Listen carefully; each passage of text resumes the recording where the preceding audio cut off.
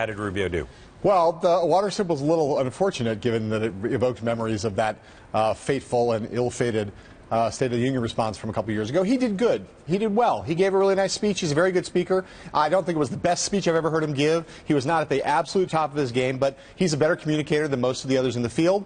He stuck with the biography to a large extent. He did not lay out much policy. He didn't really even cast himself as a kind of reform conservative, but he did make a generational argument. We're going to talk about that more, and told his story.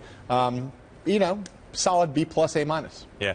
He is, I think, not just one of the best speakers in the field, but probably the best speaker in the field. And it was a better written speech than delivered. He started out nervous, but this is certainly more than good enough to continue the momentum he's had this year as a guy who is having, at this point, the best 2015 of any of the Republican candidates, because Scott Walker has taken a few steps back of late. Yeah, I mean, the only exception I'd take is I think he's a pure performer. Ted Cruz, at least in his announcement speech, did as well or better than Marco did, and so you got a couple guys who can play on the big stage there. He did well. I mean, he did well. It's strong. Not a misstep in it. No one will. There's no big gaffe, no big mistake, no big disappointment. I really want to see what happens in the days ahead before you can really measure this thing. If this is the start of a great rollout, great. If not, this could be forgotten pretty quickly. I think this is, by the standard you and I both use, he could give this speech at the convention. That's important. He could give this speech as an inaugural address. Yep. He could give this speech in lots of different venues, and he has in the past, and he'll continue to. Very strong.